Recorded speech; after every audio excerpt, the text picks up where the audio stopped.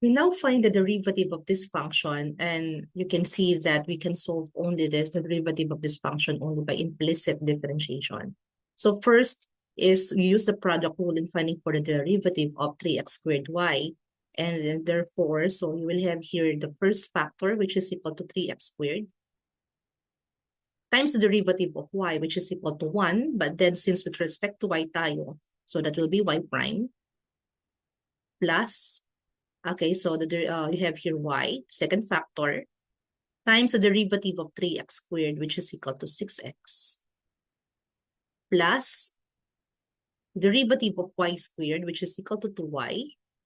Again, since with respect to y tayo, therefore, this is then y prime, equals the derivative of 4x, which is equal to 4, plus derivative of 2y, which is equal to 2. But then, since nga, with respect to y yan, so you have here y prime.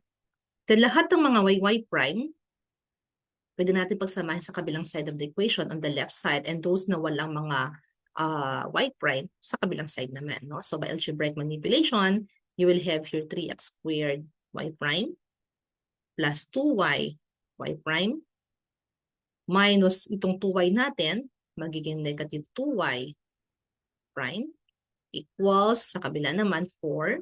Mag-remain ng 4. Tapos itong y times 6x can be written as 6xy. So pag nilipat na natin siya dito, you will have here negative 6xy.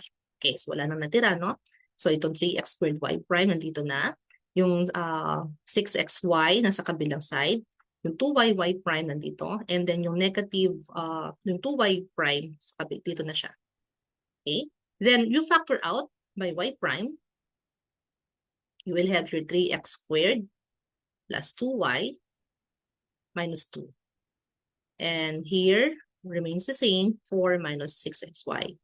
Then kung ano man yung nakadikit doon sa y prime ninyo, so you then divide both sides of the equation by this form, no? 3x squared plus 2y minus 2. So divide natin both sides to get rid of 3x squared plus 2y minus 2 dito sa left side.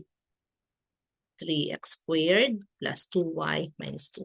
So yun na yun. So canceling, since ano na yan? So numerator and denominator, this will be canceled out. Okay, therefore, what remains for your y prime will be 4 minus 6xy all over 3x squared plus 2y minus 2. So this is then the derivative of this function. Okay, so that's all. Thank you.